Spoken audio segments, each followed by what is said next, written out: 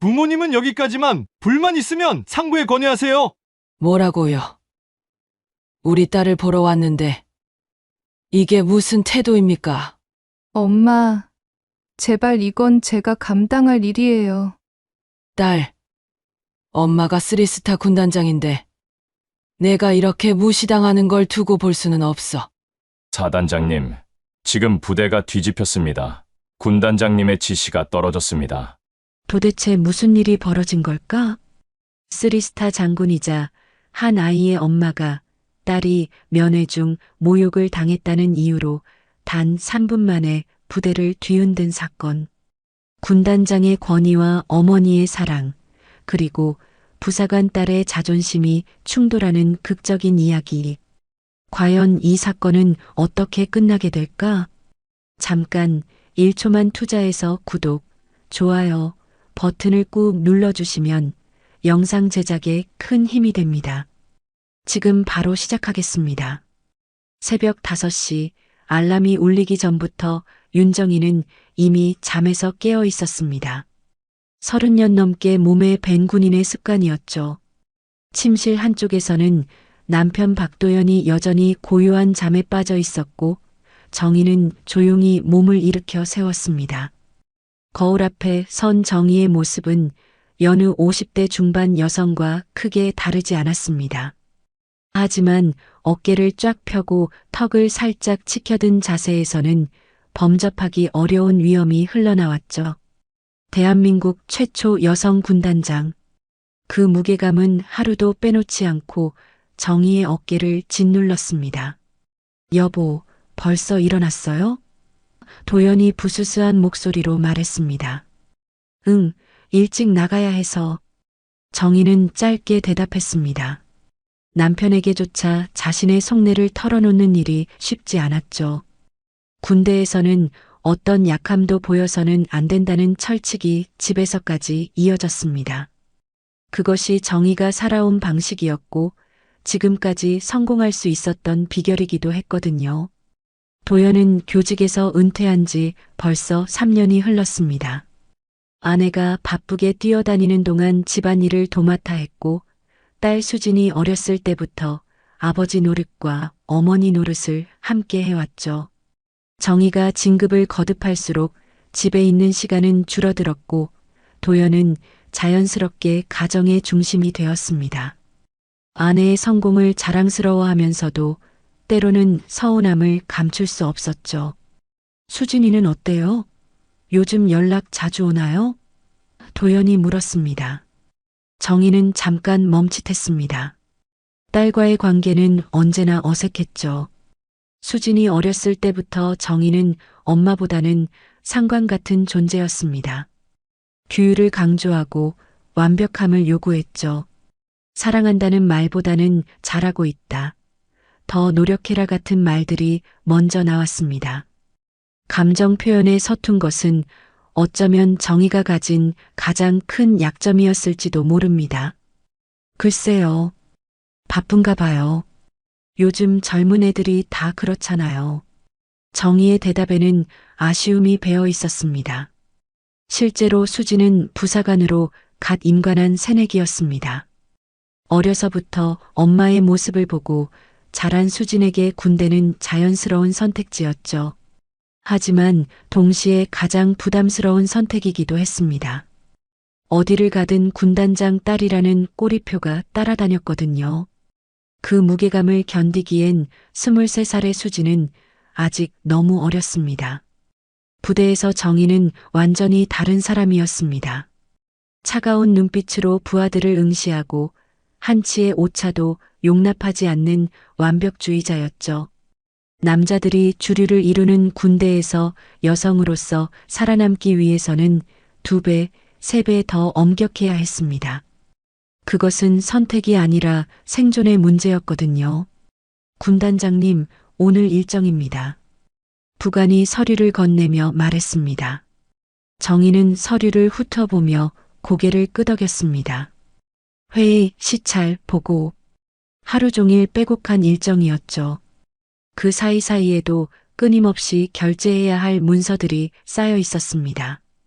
1980년대 말 첫 여성 간부로 입대했을 때만 해도 이런 날이 올 거라고는 상상도 못했었는데 말입니다. 참, 군단장님, 따님께서 잘 지내시는지요? 부관이 조심스럽게 물었습니다. 정희의 표정이 순간 굳어졌습니다. 개인적인 이야기는 하지 맙시다. 부관은 서둘러 고개를 숙였습니다. 정희는 공과 사를 철저히 구분했죠. 딸이 같은 군인이라고 해서 특별 대우를 받는 일은 절대 있어서는 안 된다고 생각했습니다.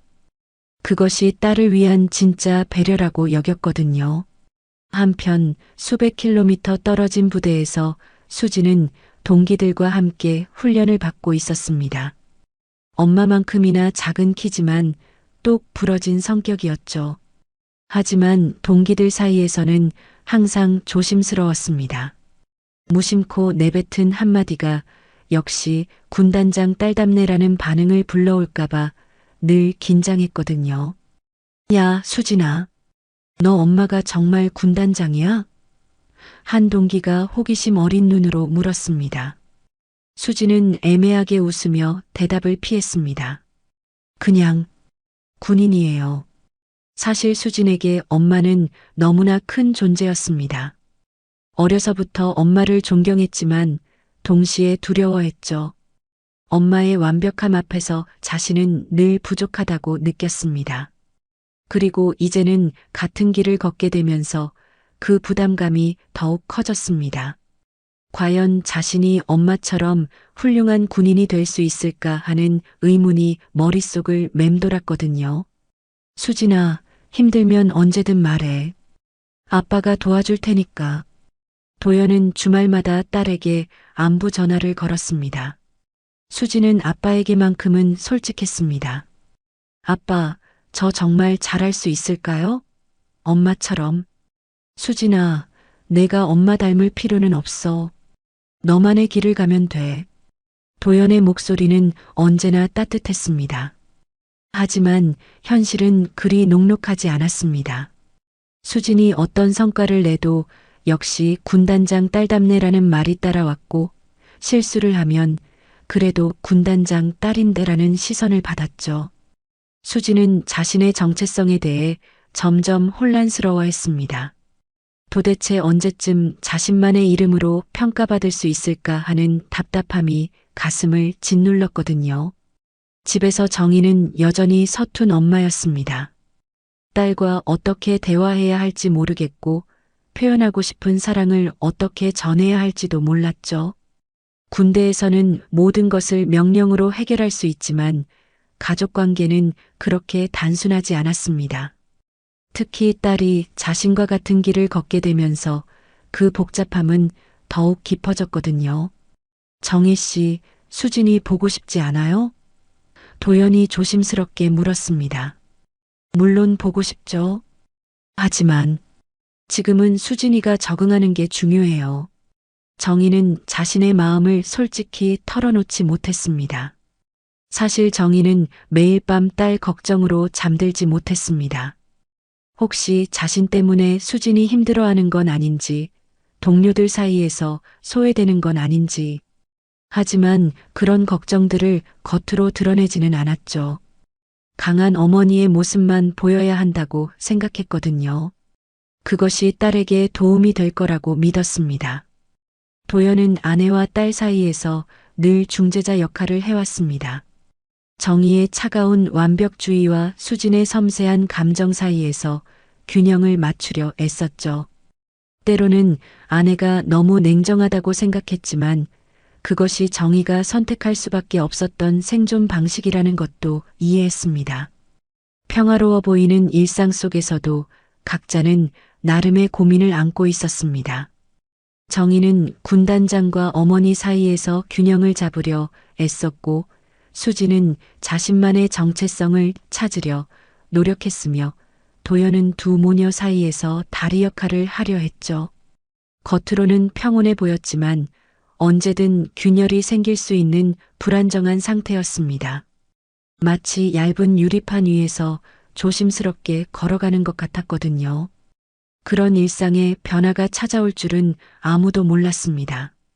작은 오해와 무례함이 이 가족의 운명을 크게 바꿀 거라는 것을, 그리고 그 변화가 결국은 이들에게 진짜 중요한 것이 무엇인지 깨닫게 해줄 거라는 것을 말입니다. 토요일 오후 도연은 아침부터 분주했습니다. 오랜만에 딸을 만날 생각에 마음이 설렜거든요. 정희는 평소보다 일찍 집에 돌아와 옷을 갈아입고 있었습니다. 군복이 아닌 평상복을 입은 정희의 모습은 어딘지 어색해 보였죠. 워낙 군복에 익숙해져서 민간인 옷차림이 오히려 부자연스러웠습니다. 수진이가 많이 변했을까요? 정희가 거울을 보며 중얼거렸습니다. 아마 더 씩씩해졌을 거예요. 당신 닮아서 말이에요. 도연이 미소를 지으며 대답했습니다. 차 안에서 두 사람은 대화가 많지 않았습니다. 정희는 창밖을 바라보며 무언가 깊은 생각에 잠겨 있었고, 도연은 아내의 긴장한 모습을 곁눈질로 살펴보고 있었죠. 사실 정희는 딸을 만나는 것이 설레면서도 두려웠습니다. 과연 수진이 자신을 반갑게 맞아줄까 하는 걱정 때문이었거든요. 부대에 도착하자 정문 초병이 정중하게 인사했습니다. 하지만 정희는 신분을 밝히지 않고 그냥 일반 면회객처럼 행동했죠. 수진에게 피해가 갈까봐 조심스러웠거든요. 면회 신청서를 작성하고 신분증을 제출하는 과정도 다른 부모들과 똑같이 거쳤습니다. 잠깐만 기다리세요. 확인해 보겠습니다. 면회 담당 간부가 서류를 받아들고는 안으로 들어갔습니다. 기다리는 동안 정희는 주변을 둘러보았습니다. 다른 부모들도 자녀를 기다리며 설렘과 걱정이 뒤섞인 표정을 하고 있었죠. 모든 부모의 마음은 똑같구나 하는 생각이 들었습니다. 군단장이든 일반인이든 자식 앞에서는 그저 평범한 부모일 뿐이었거든요. 잠시 후 수진이 나타났습니다. 군복을 입은 딸의 모습이 낯설면서도 자랑스러웠죠. 수진은 부모를 보자 얼굴이 환해졌지만 동시에 어딘지 조심스러운 기색도 보였습니다. 아빠, 엄마. 수진이 달려와 두 사람을 안았습니다. 우리 딸 많이 컸네. 도연이 딸의 어깨를 토닥이며 말했습니다. 정희는 딸을 바라보며 복잡한 감정에 휩싸였습니다. 자랑스러우면서도 걱정스럽고 반가우면서도 어색했죠. 어떤 말을 해야 할지 몰라 그저 미소만 지었습니다. 면회실로 가시죠. 수진이 안내했습니다. 면회실로 향하는 길에 한 간부가 앞을 가로막았습니다. 계급장을 보니 중이었죠. 나이는 30 초반 정도로 보였는데 표정이 시큰둥했습니다. 잠깐만요. 면회 시간 확인했나요? 간부가 퉁명스럽게 말했습니다. 네, 확인받고 왔습니다. 도연이 정중하게 대답했습니다. 그래도 규정이 있으니까요. 부모님은 여기까지만 들어가세요. 그리고 짧게 하고 나가야 합니다. 원래 그렇게 돼 있거든요. 간부의 말투에는 권위적인 느낌이 물씬 풍겼습니다. 수지는 움찔하며 간부와 부모 사이를 번갈아 보았습니다. 부모에게 이런 무례한 대우를 받게 해서 미안했지만 그렇다고 간부에게 대들 수도 없는 상황이었죠. 신참 부사관으로서는 어쩔 수 없었습니다. 정의의 눈빛이 순간 차가워졌습니다. 군인으로서 30년을 살아오면서 이런 무례함은 처음 겪어보는 일이었거든요. 하지만 참았습니다. 여기서 자신의 신분을 밝히면 수진이 곤란해질 게 뻔했거든요. 그냥 참고 들어가죠. 도연이 아내의 팔을 살짝 잡으며 말했습니다. 면회실에서 가족들은 어색한 대화를 나누었습니다. 수지는 부대 생활에 대해 이야기했지만 힘든 점은 숨기려 했죠. 부모 걱정을 끼치고 싶지 않았거든요. 정희는 딸의 말에 귀 기울이면서도 계속 아까 그 간부 생각이 났습니다. 수진아, 혹시 부대에서 힘든 일 없지? 정희가 조심스럽게 물었습니다. 아니에요. 다들 잘해주세요. 수지는 거짓말을 했습니다. 사실은 매일이 힘들었거든요. 군단장 딸이라는 부담감과 동기들의 시선, 그리고 자신에 대한 의구심까지. 하지만 부모에게는 말할 수 없었습니다. 면회 시간이 끝나갈 무렵 그 간부가 다시 나타났습니다. 시간 됐습니다. 이제 나가주세요. 아직 시간이 좀 남았는데요. 도연이 시계를 보며 말했습니다. 규정상 그렇게 돼 있어요. 불만 있으면 상부에 건의하시죠. 간부는 비웃는 듯한 표정을 지었습니다. 그 순간 도연의 참을성이 한계에 달했습니다. 평소 온화한 성격이었지만 딸 앞에서 이런 모욕을 당하고 있으니 참을 수가 없었거든요. 아니, 부모가 딸 보러 왔는데 왜 이렇게 함부로 대합니까? 도연의 목소리가 높아졌습니다. 여긴 군대입니다. 민간인이 뭘 안다고 그러시나요? 간부가 더욱 거만하게 대꾸했습니다. 정희는 주먹을 꽉 쥐었습니다. 지금까지 살면서 이런 모욕을 당해본 적이 없었거든요. 특히 딸과 남편 앞에서 이런 대우를 받는다는 것이 견딜 수 없었습니다. 하지만 여전히 참았습니다. 수진을 생각해서 말이에요. 아빠, 그냥 가요. 제가 괜찮으니까. 수진이 아버지의 팔을 잡으며 애원했습니다. 하지만 도연은 이미 화가 머리끝까지 올라 있었습니다. 이게 뭡니까? 부모를 이런 식으로 대해도 되는 겁니까? 싫으면 안 오면 되죠. 여기는 놀이터가 아니에요. 간부는 더욱 도발적으로 말했습니다. 그 말을 듣는 순간 정희의 얼굴에 서늘한 분노가 서렸습니다. 30년 군 생활 동안 쌓아온 권위와 존엄성이 하찮게 무시당하고 있었거든요. 특히 딸이 지켜보는 앞에서 이런 치욕을 당한다는 것이 참을 수 없었습니다. 수지는 부모의 분노를 느끼며 가슴이 답답했습니다. 자신 때문에 부모가 이런 모욕을 당하고 있다는 생각에 미안하기도 하고 동시에 그 간부에게 화도 났죠. 하지만 신참 부사관으로서는 어떻게 할 수도 없었습니다. 여보, 그냥 갑시다. 정희가 남편의 팔을 잡으며 말했습니다. 목소리는 평정을 유지하고 있었지만 눈빛만은 얼음장처럼 차가웠죠. 부대를 나서면서 도연은 계속 화를 내고 있었습니다. 이게 말이 됩니까? 딸 면회 와서 이런 대접을 받다니. 정희는 말없이 걸었습니다. 마음속으로는 폭풍이 몰아치고 있었지만 겉으로는 침착함을 유지하려 애썼거든요. 하지만 이미 결심은 서 있었습니다. 이런 일이 다시는 일어나서는 안 된다고 말이에요. 차 안에서 두 사람은 한동안 말이 없었습니다. 도연은 여전히 화가 나 있었고 정희는 복잡한 감정에 휩싸여 있었죠. 딸을 지켜주고 싶은 어머니의 마음과 규율을 중시하는 군인의 원칙이 충돌하고 있었거든요. 정희 씨, 이대로 둘 수는 없어요. 도연이 침묵을 깨며 말했습니다. 정희는 여전히 고민에 빠져 있었습니다. 과연 어떻게 하는 것이 딸을 위한 일일까 하는 생각 때문이었죠. 하지만 한 가지는 분명했습니다. 오늘 일은 그냥 넘어갈 수 없다는 것이었습니다. 3챕터- 새로운 세계로의 진입.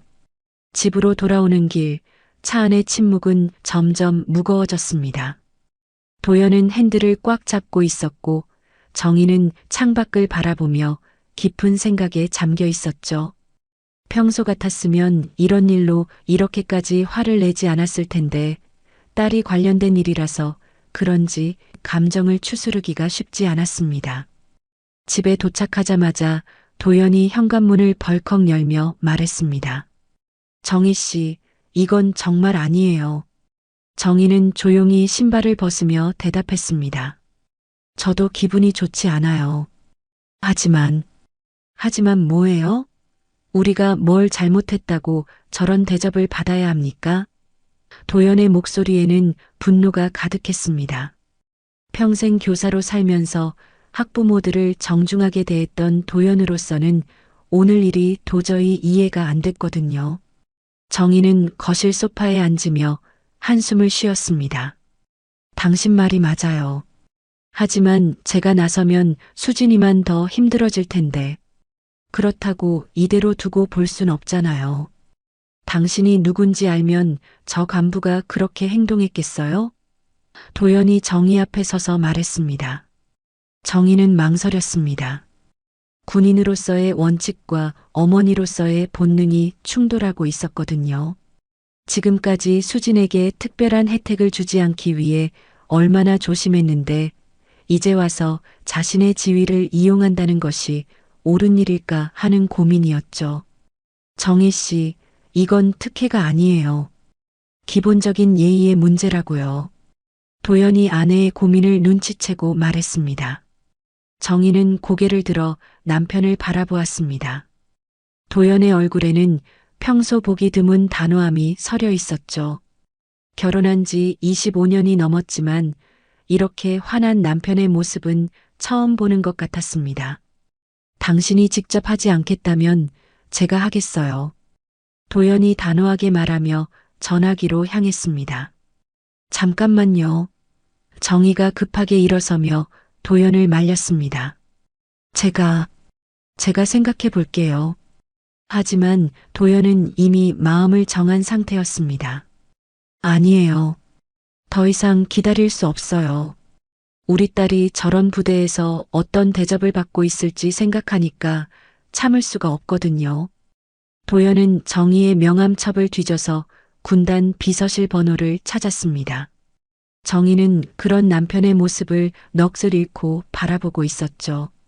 평소 온화하고 차분했던 남편이 이렇게 적극적으로 나서는 모습이 낯설었거든요. 여보세요? 군단 비서실입니까? 도연의 목소리는 떨리고 있었지만 결연했습니다. 저는 윤정희 군단장님의 남편입니다. 급한 일이 있어서 연락드렸는데요. 도연이 말을 이어갔습니다. 정희는 남편의 전화를 들으며 가슴이 두근거렸습니다. 이제 되돌릴 수 없는 강을 건너는 기분이었죠. 지금까지 철저히 분리해왔던 공적인 신분과 사적인 감정이 처음으로 만나는 순간이었거든요. 비서실에서는 깜짝 놀라며 상황을 파악하려 했습니다. 네, 군단장님 가족분이시라고요? 무슨 일이시죠? 도연은 오늘 있었던 일을 차근차근 설명했습니다. 면회 과정에서 받은 무례한 대접, 간부의 거만한 태도, 그리고 부모로서 느꼈던 모욕감까지 목소리에는 억눌린 분노가 배어 있었죠. 잠깐만 기다려주세요. 바로 확인해 보겠습니다. 비서실 직원의 목소리가 급해졌습니다. 몇 분 후 전화벨이 울렸습니다. 이번에는 사단장이 직접 전화를 걸어온 것이었죠. 소식은 이미 상부까지 전달된 상태였습니다. 윤 장군님, 정말 죄송합니다. 제가 즉시 해당 부대로 가서 확인해 보겠습니다. 사단장의 목소리에는 당황과 미안함이 섞여 있었습니다. 정희는 전화를 받으며 복잡한 기분이었습니다. 사단장님, 너무 크게 생각하지 마시고. 아닙니다. 이런 일이 있어서는 안 되죠. 즉시 처리하겠습니다. 사단장은 단호하게 말했습니다. 전화를 끊은 후 정희는 소파에 주저앉았습니다. 이제 일이 커질 게 뻔했거든요. 사단장이 직접 나선다는 것은 해당 부대에 큰 파장을 일으킬 것이라는 의미였죠. 한편 수진이 있는 부대에서는 갑작스러운 연락에 발칵 뒤집혔습니다.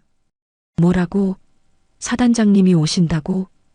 부대장의 얼굴이 하얗게 질렸습니다. 네, 면회 관련해서 확인할 일이 있다고 하시는데요.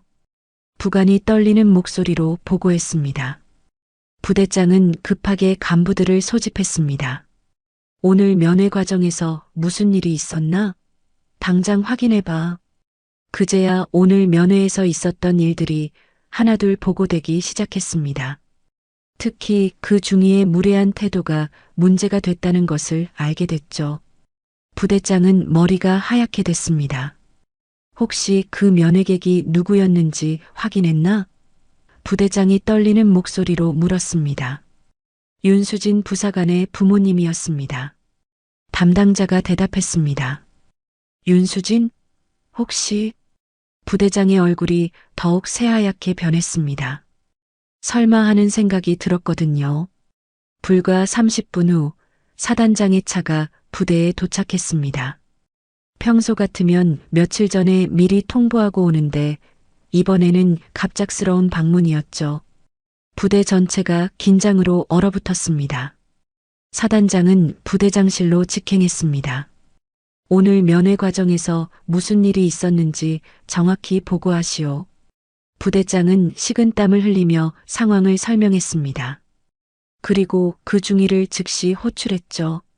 중위는 무슨 일인지 모른 채 부대장실로 들어왔습니다. 이 간부가 오늘 면회객들에게 무례하게 행동했다는 보고를 받았습니다. 사단장의 목소리는 차갑기 그지없었습니다. 네, 저는 그냥 규정대로. 중위가 당황하며 변명하기 시작했습니다. 규정대로?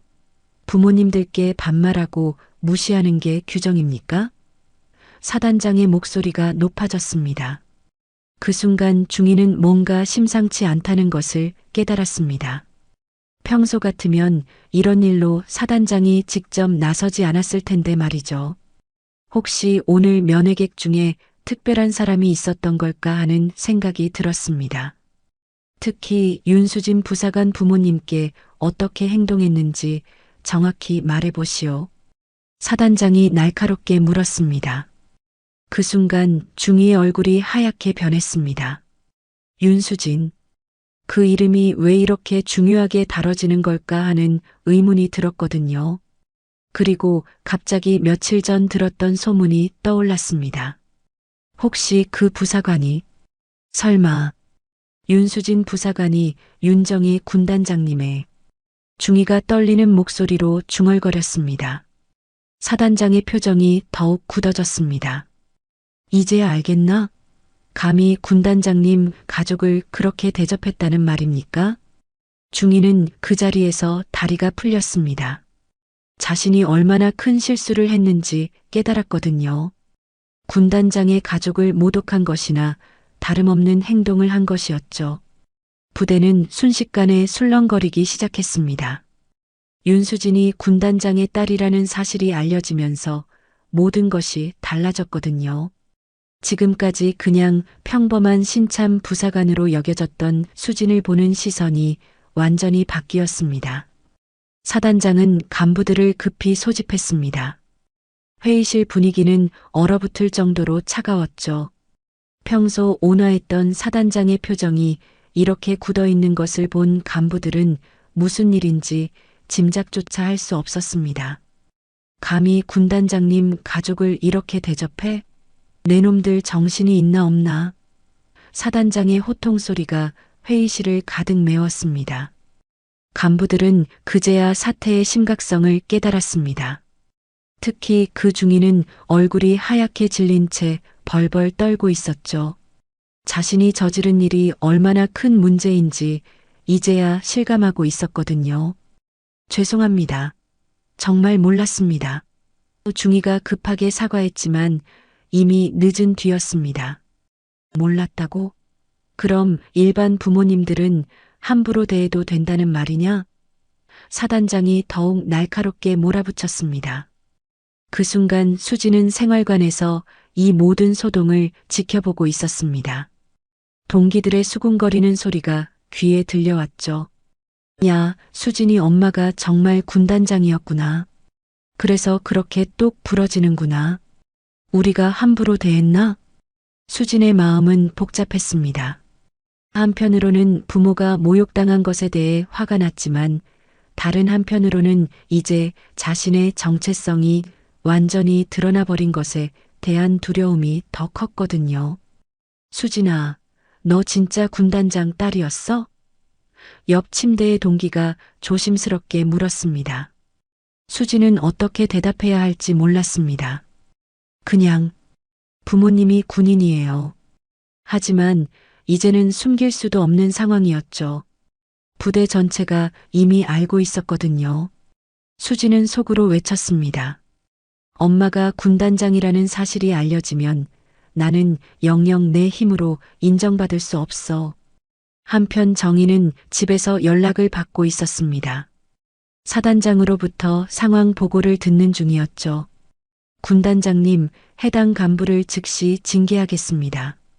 이런 일이 다시는 일어나지 않도록 하겠습니다. 사단장의 목소리에는 분노와 결의가 섞여 있었습니다. 정희는 잠시 침묵했습니다.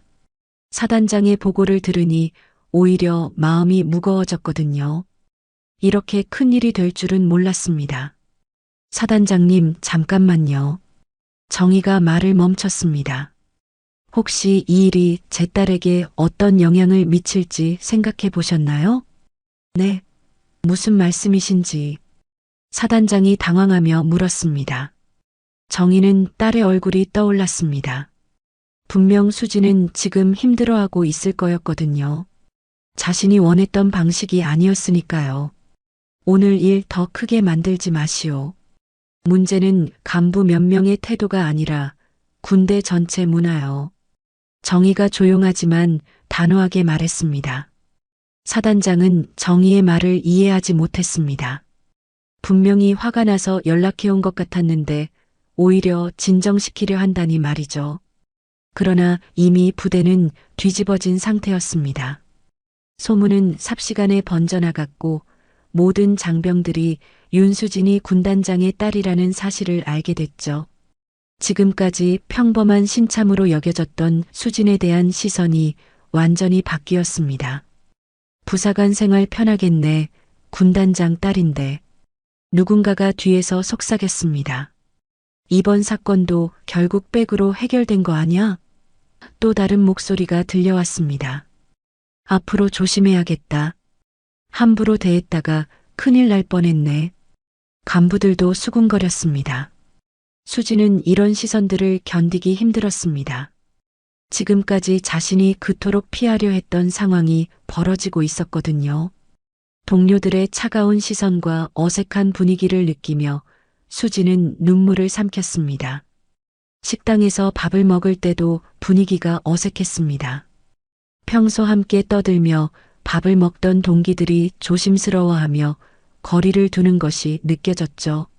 수지는 혼자 밥을 먹으며 속으로 울었습니다. 수진아, 괜찮아? 한 동기가 조심스럽게 다가와 물었습니다.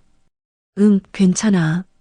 수지는 억지로 웃으며 대답했지만 목소리는 떨리고 있었습니다.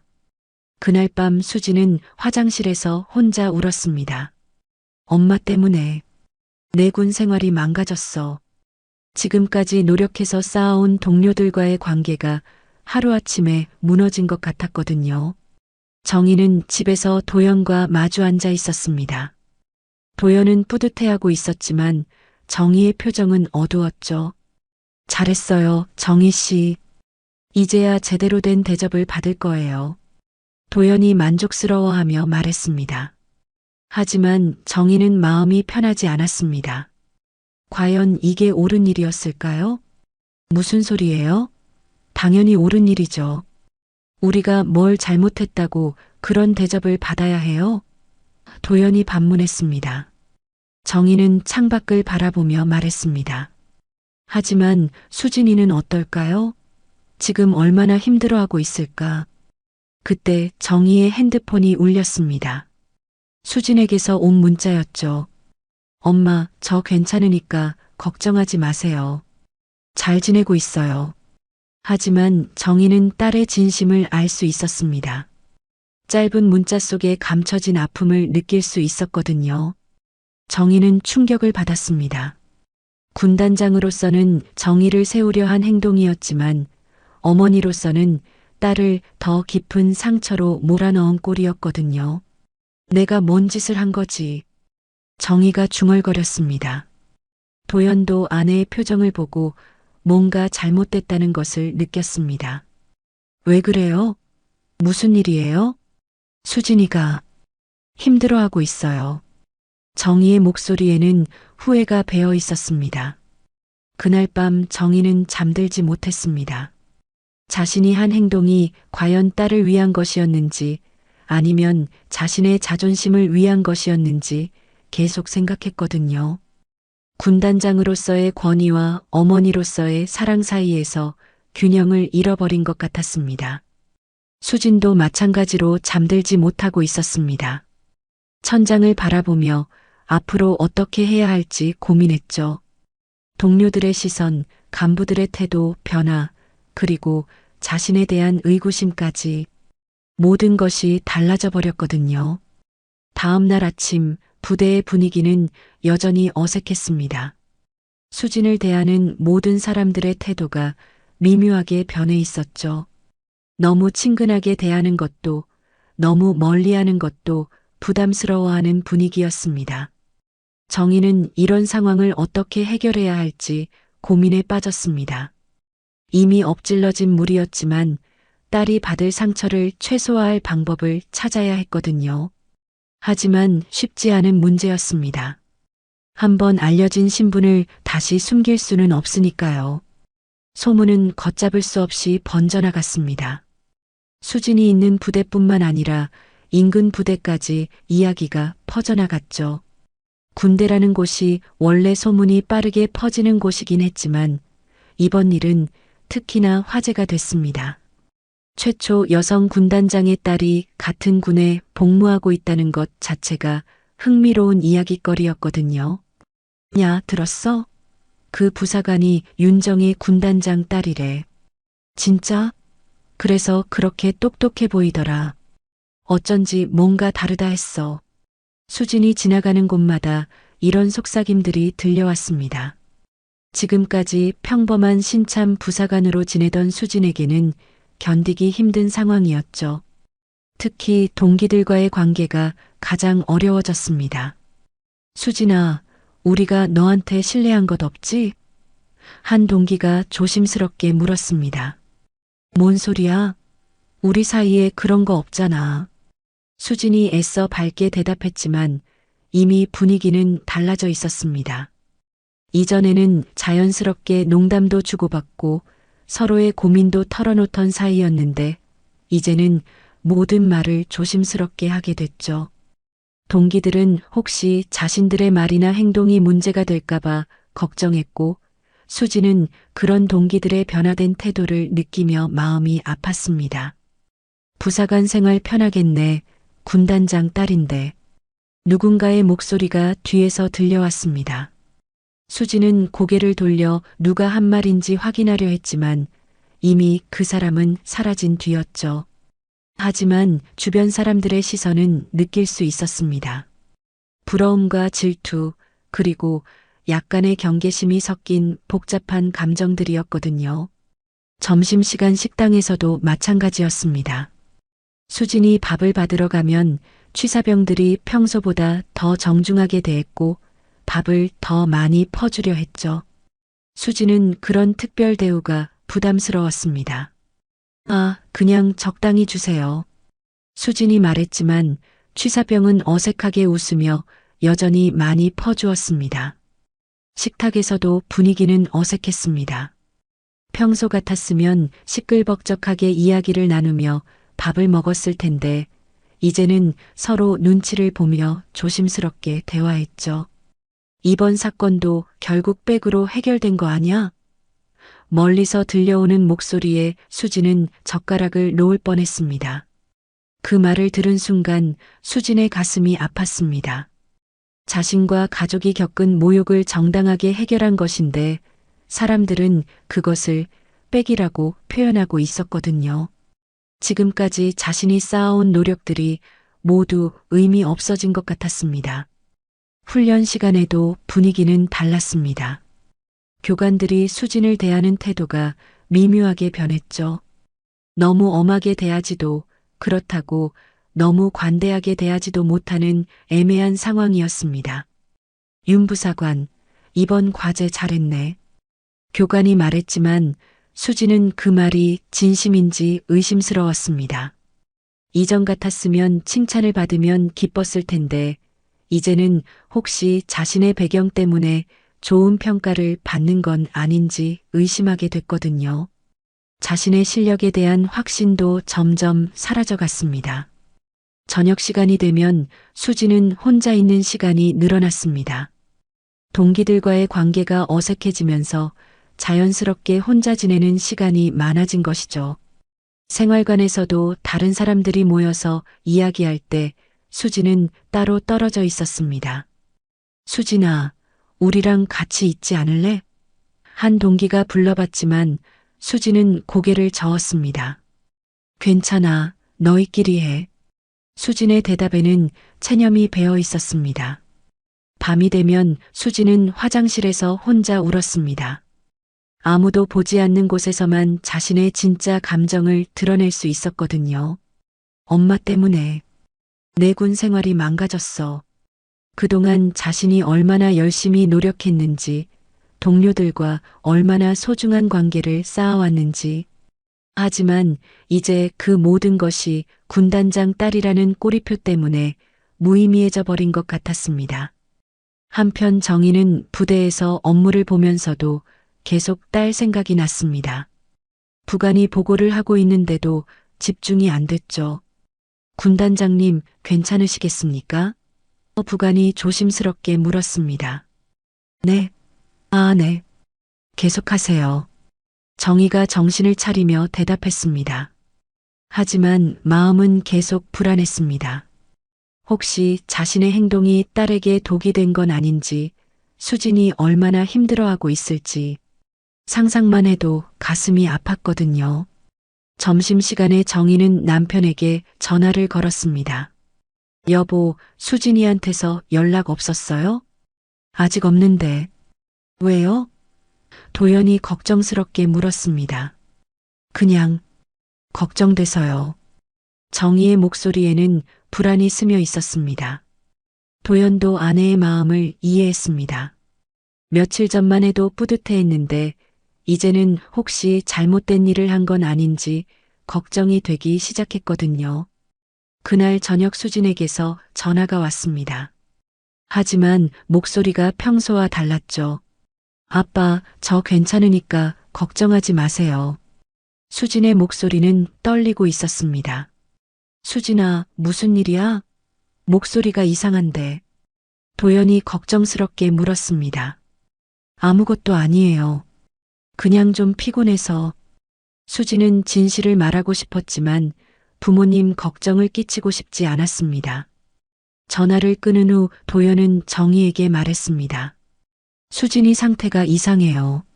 뭔가 힘들어하는 것 같은데.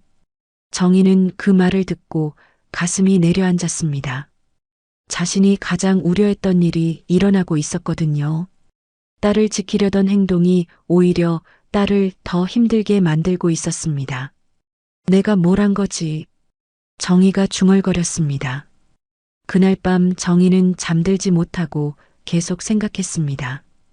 군단장으로서는 정의로운 일을 했다고 생각했는데 어머니로서는 최악의 선택을 한 것 같았거든요. 딸의 평범한 군 생활을 망쳐버린 것이 아닌가 하는 후회가 밀려왔습니다. 수진도 생활관에서 잠들지 못하고 있었습니다. 주변 동기들의 고른 숨소리를 들으며 자신만 혼자 깨어있는 것 같았죠. 앞으로 어떻게 해야 할지, 과연 이 상황을 극복할 수 있을지 막막하기만 했습니다. 이제 돌이킬 수 없는 강을 건너버린 상황이었습니다. 수진의 정체성은 이미 모든 사람에게 알려졌고 그로 인한 변화도 되돌릴 수 없었죠. 가족 모두가 예상하지 못했던 결과였습니다. 밤늦게 정희는 거실 소파에 앉아 깊은 생각에 잠겨 있었습니다. 창밖으로는 도시의 불빛들이 반짝이고 있었지만 정희의 마음은 어둠 속에 있는 것 같았죠. 오늘 하루 종일 딸 생각으로 업무에 집중할 수 없었거든요. 도연이 따뜻한 차 한 잔을 들고 다가왔습니다. 정희 씨, 차나 한 잔 하세요. 고마워요. 정희가 차를 받아들며 작은 미소를 지었습니다. 하지만 그 미소에는 깊은 걱정이 서려 있었죠. 수진이 때문에 걱정이 많으시죠? 도연이 정희 옆에 앉으며 조심스럽게 물었습니다. 정희는 고개를 끄덕였습니다. 제가 정말 바보 같은 짓을 한 것 같아요. 왜요? 우리가 뭘 잘못했다고. 도연이 말하려 했지만 정희가 손을 들어 말렸습니다. 아니에요. 저는 군단장으로선 옳은 일을 했을지 모르지만 엄마로선 최악의 선택을 한 거예요. 정희의 목소리에는 깊은 후회가 배어 있었습니다. 도연은 아내의 진심을 처음으로 들은 것 같았습니다. 지금까지 정희는 항상 강하고 확신에 찬 모습만 보여왔는데 이렇게 약한 모습을 드러내는 것은 처음이었거든요. 군단장으로선 옳은 일을 한 건데 엄마로선 딸을 지켜주지 못했어요. 정희가 힘없이 말했습니다. 정희는 지난 며칠을 돌이켜보았습니다. 사단장에게 호통치라고 지시했을 때 그 순간만큼은 자신이 옳은 일을 한다고 생각했었죠. 부모로서의 존엄성을 지키고 딸을 위해 정의를 실현한다고 여겼거든요. 하지만 결과는 정반대였습니다. 딸의 평범한 군 생활은 산산조각 났고 수지는 이제 어디를 가든 군단장 딸이라는 꼬리표를 달고 살아야 했죠. 그것은 수진이 가장 피하고 싶어 했던 상황이었습니다. 정희 씨, 그렇다면 우리가 어떻게 해야 할까요?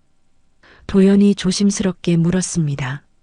정희는 한참 동안 말이 없었습니다. 이미 엎질러진 물이었지만 그래도 딸을 위해 뭔가 할 수 있는 일이 있을 거라고 생각했거든요.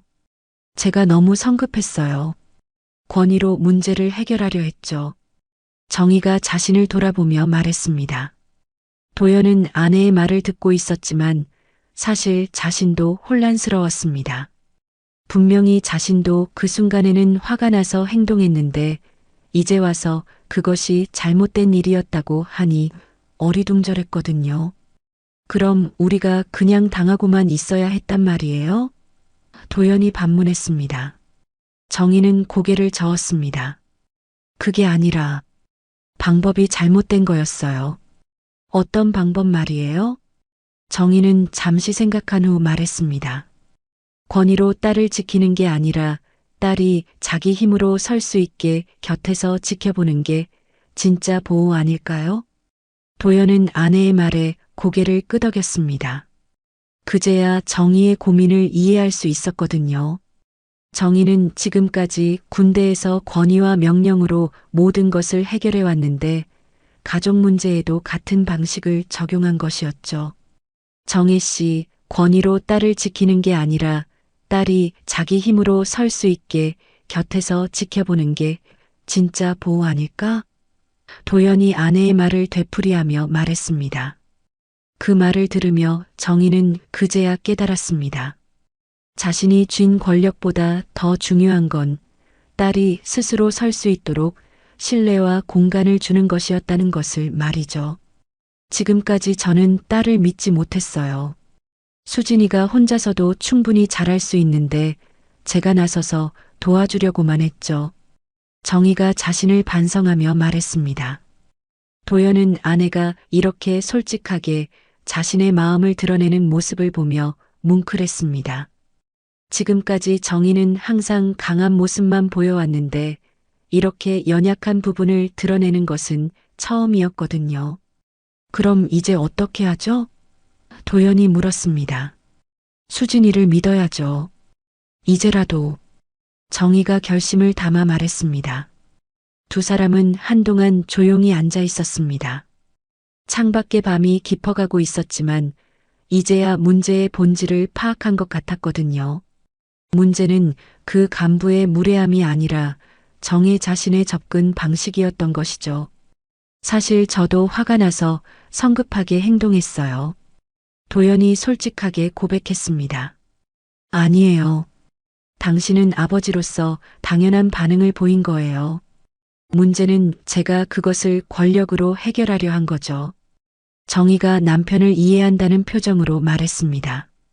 정희는 이제야 자신의 한계를 인정했습니다. 군대에서는 완벽했을지 모르지만 가정에서는 여전히 배워야 할 것이 많았거든요. 특히 딸과의 관계에서는 더욱 그랬습니다. 수진이한테 사과해야 할까요? 정희가 조심스럽게 물었습니다. 사과보다는 수진이를 믿는다는 걸 보여주는 게 어떨까요? 도연이 제안했습니다. 정희는 그 말에 고개를 끄덕였습니다. 사과도 중요하지만 더 중요한 것은 앞으로 딸을 어떻게 대할 것인가였거든요. 제가 지금까지 수진이를 어떻게 대했는지 돌이켜보니 참 부끄럽네요. 정희가 쓴웃음을 지으며 말했습니다. 어렸을 때부터 정희는 수진에게 완벽함을 요구했습니다. 군인의 딸이니까 더 모범적이어야 한다고, 더 강해야 한다고 가르쳤죠.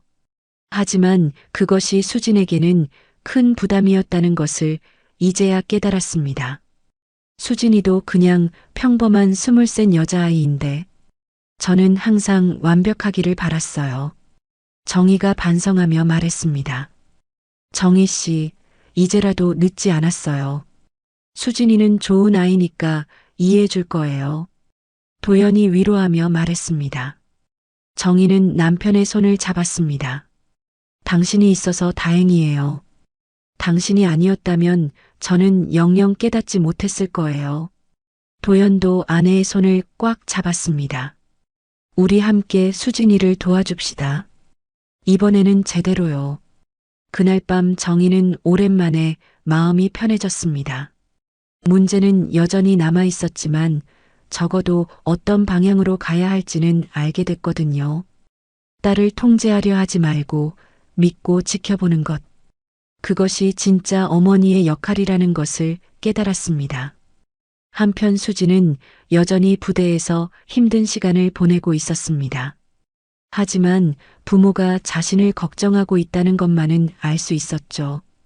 비록 지금은 어렵지만 언젠가는 이 상황도 극복할 수 있을 거라는 희망을 가지려 했습니다. 새벽이 되어서야 정희는 잠들 수 있었습니다. 내일부터는 다른 방식으로 딸을 대해야겠다는 결심을 하면서 말이죠. 며칠 후 정희는 사단장에게 전화를 걸었습니다.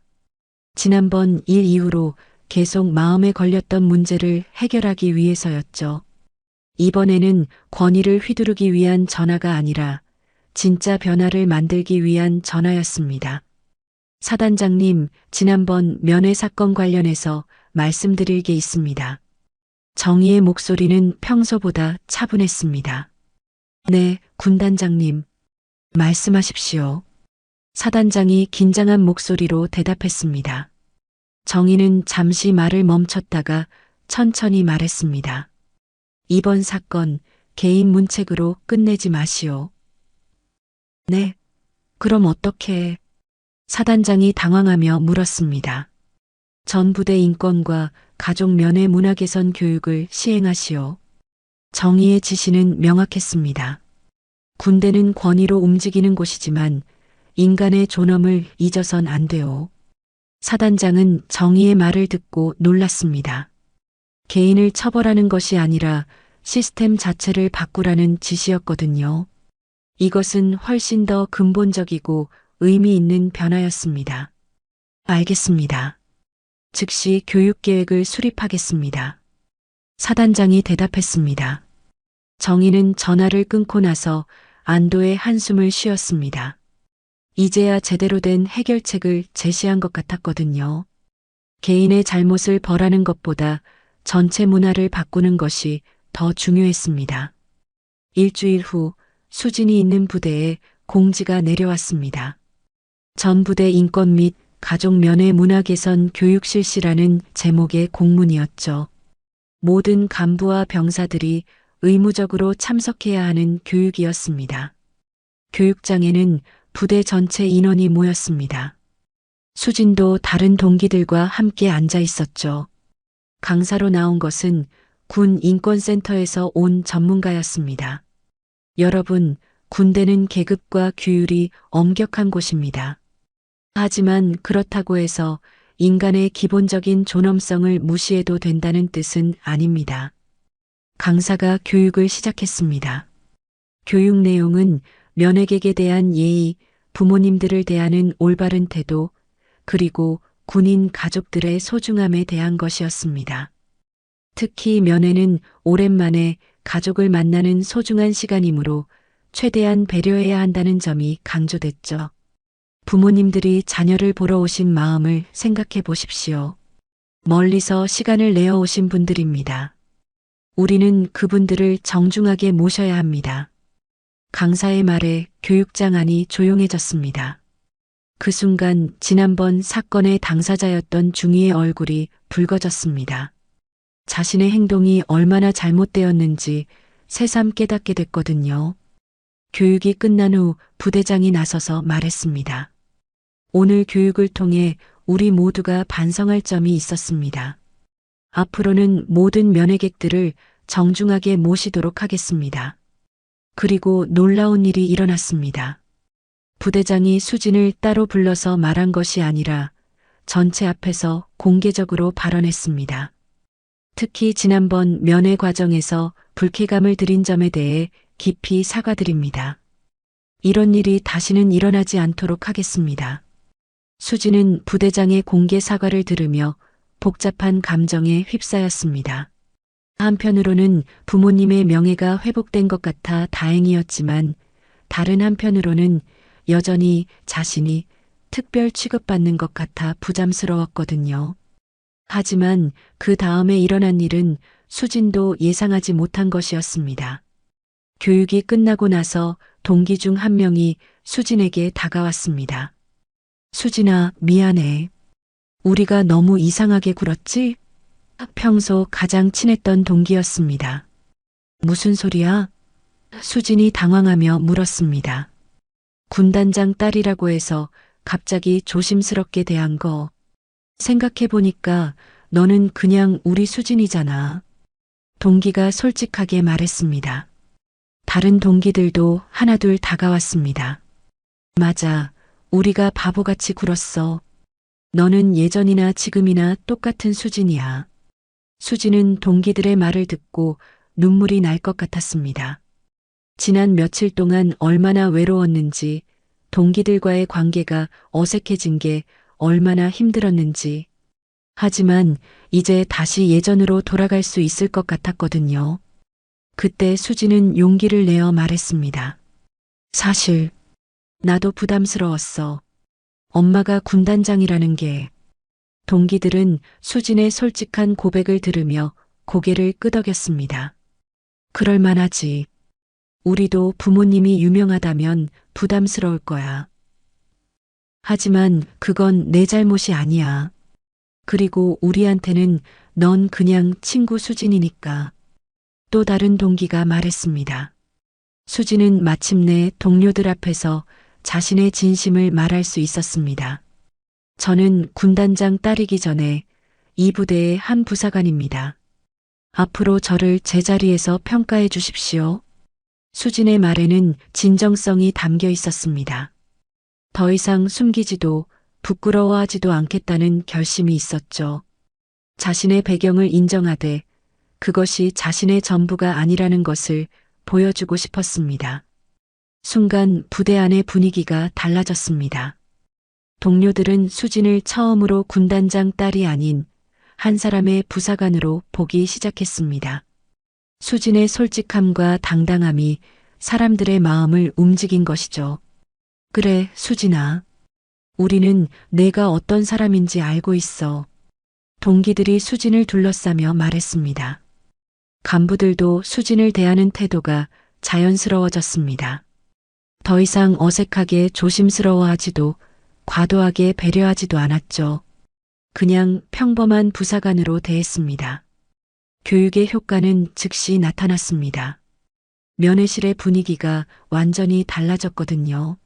면회 담당 간부들은 모든 부모들을 정중하게 모셨고 불필요한 제재나 무례한 태도는 사라졌습니다. 다른 부대원들의 부모님들도 이런 변화를 느꼈습니다. 요즘 면회 오니까 분위기가 훨씬 좋아졌네. 군대도 많이 달라졌구나. 수지는 이런 변화를 보며 뿌듯했습니다. 비록 자신의 정체성이 알려지는 과정은 힘들었지만 결과적으로는 모든 군인 가족들에게 도움이 되는 변화를 만들어낸 것이었거든요. 그날 저녁 수지는 부모님께 전화를 걸었습니다. 이번에는 진짜 마음에서 우러나는 밝은 목소리였죠. 엄마, 아빠, 저 이제 정말 괜찮아요. 고마워요. 수진의 목소리에는 힘이 있었습니다. 몇 달이 흘렀습니다. 계절이 바뀌고 수진의 부대 생활도 안정을 찾았죠. 그 사이 정의가 지시한 인권 교육은 다른 부대들에까지 확산됐습니다. 군 전체에 새로운 문화가 자리 잡기 시작한 것이었거든요. 수진은 이제 당당한 부사관으로 성장해 있었습니다. 동기들과의 관계도 예전보다 더 돈독해졌고 간부들도 수진을 실력과 성품으로 평가했죠. 더 이상 군단장 딸이라는 꼬리표에 얽매이지 않았습니다. 수진 부사관, 이번 훈련 계획서 정말 잘 작성했네. 체계적이고 실용적이야. 교관이 진심 어린 칭찬을 했습니다. 수진은 그 말을 들으며 뿌듯했습니다. 이제는 칭찬을 받아도 의심하지 않았거든요. 자신의 노력과 실력으로 얻은 결과라는 확신이 있었습니다. 동기들과의 관계도 더욱 자연스러워졌습니다. 처음에는 어색했던 분위기가 완전히 사라지고 오히려 예전보다 더 진솔한 우정을 나누게 됐죠. 수진아, 너 요즘 정말 달라 보여. 가장 친한 동기가 말했습니다. 뭐가? 수진이 웃으며 물었습니다. 더 당당해진 것 같아. 예전에는 뭔가 움츠러들어 있는 느낌이었는데 이제는 정말 자신감이 넘쳐. 동기의 말에 수진은 고개를 끄덕였습니다. 정말 그랬습니다. 수진은 이제 자신의 배경을 부끄러워하지도 과도하게 의식하지도 않았거든요. 그냥 자연스럽게 받아들이고 자신만의 길을 걷고 있었습니다. 한편 면회실에는 더 이상 무례한 태도나 불편한 분위기가 사라졌습니다. 모든 부모들이 존중받으며 자녀들과 소중한 시간을 보낼 수 있게 됐죠. 정의의 지시로 시작된 변화가 실제로 많은 가족들에게 도움이 되고 있었습니다. 요즘 면회 분위기가 정말 좋아졌어요. 예전에는 눈치 보느라 힘들었는데 한 어머니가 다른 부모에게 말했습니다. 맞아요. 우리 아들도 면회 오는 걸 더 기뻐해요. 부모들을 정중하게 대해주니까 아이들도 기분이 좋아지는 것 같아요. 또 다른 아버지가 화답했습니다. 이런 변화는 수진에게도 큰 의미였습니다. 자신의 힘든 경험이 다른 사람들에게는 도움이 되는 변화로 이어졌다는 것을 알 수 있었거든요. 어느 주말 정희와 도연이 다시 수진을 면회왔습니다. 이번에는 예전과 완전히 다른 분위기였죠. 면회 담당 간부는 정중하게 인사하며 안내했고 면회실 분위기도 따뜻했습니다. 어서 오세요.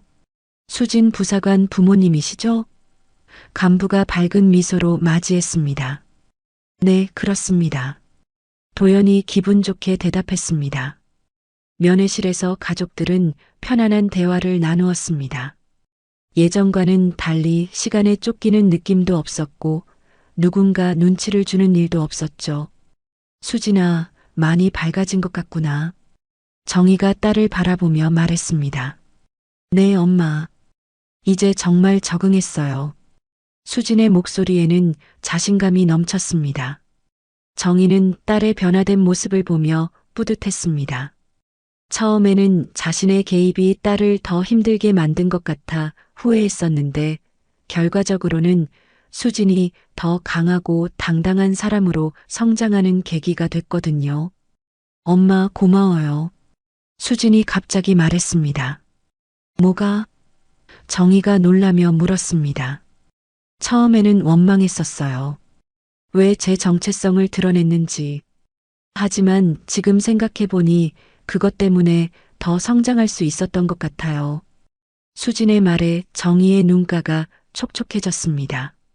수진아. 정희가 감동받은 목소리로 말했습니다. 이제는 군단장 딸인 것도 부끄럽지 않아요. 그렇다고 그것에 의존하지도 않고요. 그냥 제가 제 길을 가면 되는 거니까요. 수진의 말에는 진정한 성숙함이 담겨 있었습니다. 도연은 딸과 아내를 번갈아 보며 흐뭇한 미소를 지었습니다. 우리 가족 모두 많이 성장한 것 같구나.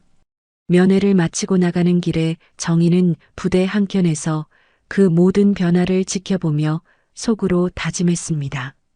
나는 군단장이기 전에 한 어머니였다. 이제야 진짜 군과 가정이 함께 설 수 있음을 안다. 권위와 명령으로만 문제를 해결하려 했던 예전과는 달리 이제는 신뢰와 이해로 관계를 만들어가는 것이 더 중요하다는 것을 깨달았거든요. 집으로 돌아가는 차 안에서 도연이 말했습니다. 정희 씨, 당신이 군단장이어서 다행이야. 왜요? 정희가 웃으며 물었습니다. 당신이 있어서 많은 군인 가족들이 더 좋은 대우를 받을 수 있게 됐으니까. 하지만 더 다행인 건 당신이 엄마라는 거지. 도연의 말에 정희의 눈가에도 드물게 따뜻한 눈물이 맺혔습니다. 정희는 이제야 진정한 리더십이 무엇인지 알게 됐습니다. 권위로 사람들을 누르는 것이 아니라 진정한 변화를 만들어내는 것. 그리고 가정에서는 완벽한 통제가 아니라 사랑과 신뢰로 가족을 이끄는 것이었죠. 몇 달 후 수지는 우수 부사관으로 선발됐습니다. 이번에는 정말로 자신의 실력과 노력으로 얻은 결과였죠. 동기들도 진심으로 축하해줬고 간부들도 수진의 성장을 인정했습니다. 축하해, 수진아. 정말 자랑스러워.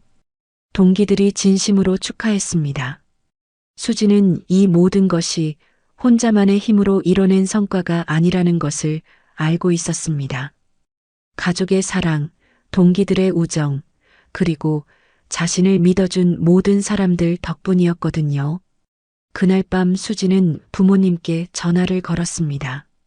엄마, 아빠, 제가 우수 부사관에 선발됐어요. 정말 축하한다, 우리 딸. 도연의 목소리에 기쁨이 가득했습니다. 수진아, 정말 자랑스럽다. 내가 스스로 해낸 거야. 정희의 목소리에도 감동이 담겨 있었습니다. 이제 수진에게는 두려움 대신 희망이 있었습니다. 앞으로 어떤 어려움이 와도 자신의 힘으로 극복할 수 있다는 자신감이 있었거든요. 그리고 언제나 자신을 믿어주고 지지해주는 가족이 있다는 것도 알고 있었습니다. 정희도 마찬가지였습니다. 이제는 딸을 통제하려 하지 않고 믿고 지켜보는 것이 진짜 사랑이라는 것을 알게 됐거든요. 군단장으로서의 성공보다 어머니로서의 성장이 더 소중하다는 것도 깨달았습니다. 그렇게 이 가족은 각자의 자리에서 더욱 단단해졌습니다. 정희는 더 지혜로운 리더이자 따뜻한 어머니가 됐고 수지는 당당하고 실력 있는 군인으로 성장했으며 도연은 여전히 가족의 든든한 버팀목 역할을 하고 있었죠.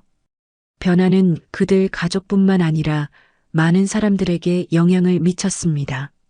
군대 문화의 개선, 가족관계의 회복, 그리고 진정한 성장. 모든 것이 한 번의 작은 갈등에서 시작된 큰 변화였습니다. 이제 그들은 알고 있었습니다. 진짜 힘은 권위에서 나오는 것이 아니라 사랑과 신뢰에서 나온다는 것을. 그리고 가족이란 서로를 완벽하게 만들려 하는 것이 아니라 있는 그대로 사랑하고 지지해주는 것이라는 것을 말입니다.